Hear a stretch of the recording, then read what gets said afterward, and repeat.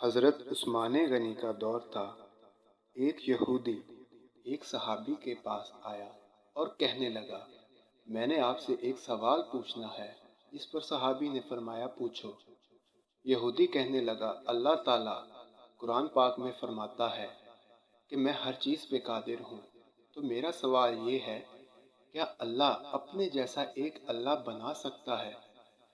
اس پر صحابی سوچنے لگا اور کہنے لگا، تمہارے سوال کا جواب صرف ایک شخص دے سکتا ہے، ہمیں حضرت علی علیہ السلام کے پاس جانا پڑے گا۔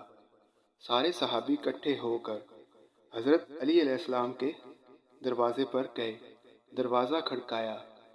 حضرت علی علیہ السلام باہر تشریف لے آئے اور صحابی عرض کرنے لگے، مولا، یہ شخص بڑا ہی عجیب سوال لے کے آیا ہے۔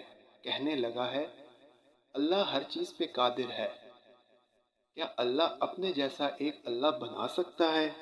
تو مولا مسکرا پڑے، کہنے لگے، اس سوال کے لیے تم نے مجھے باہر بلایا ہے، تو اب اس کا جواب سنو۔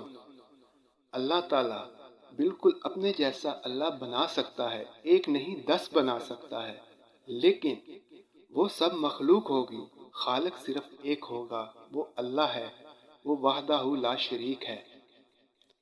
تو سب صحابی جواب سن کے حیران ہو گئے اور کہنے لگے حضرت علی علیہ السلام سے کہ آپ کا دین بہت بڑا ہے، یہ ساری دین کی باتیں آپ نے کہاں سے سیکھی ہیں؟